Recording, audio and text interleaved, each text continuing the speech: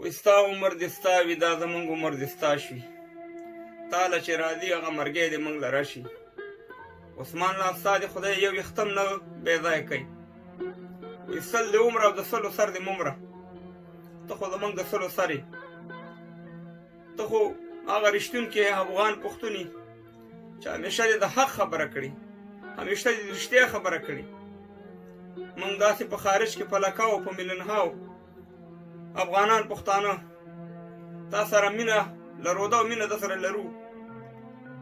تا ته موږ دعا کوو ستا په غم کې غمجن یو عثمان الله خو زه یو خبره کوم افغانانو پښتنو ورونو چې کوم هلته تاسې دې سره مینه او محبت وښودو او تاسې هلته ناست سئ او ده سره خپل هغه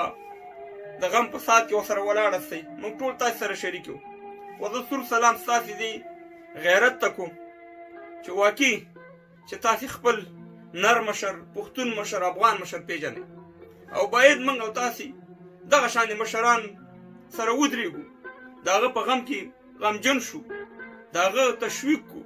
نو نن تاسې وښوده چې واقعي تاسې ټول لر بر افغان د عثمان الله په غم کې شریک هستئ کشکې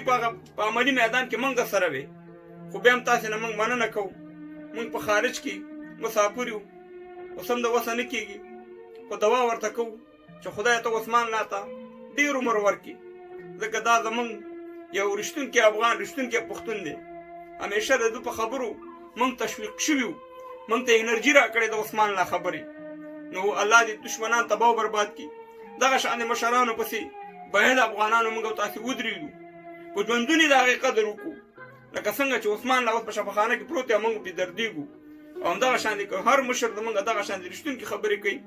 زه بیا هم د یوروپ د طرف نه تاسې ټولو ته سلامونه هم کوم احترامات هم درته ویم په دې غم کې موږ سره شریک یو الله دې عثمان الله ته ډېر عمر ورکړي خدای دې یختم نه ګنډموي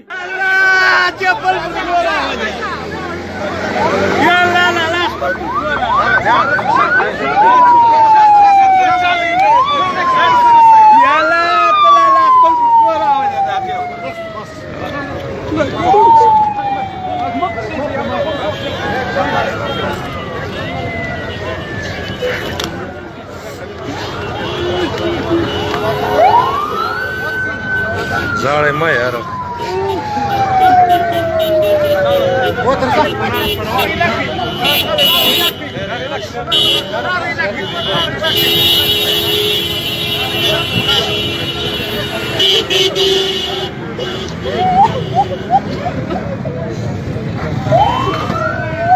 خیر خیر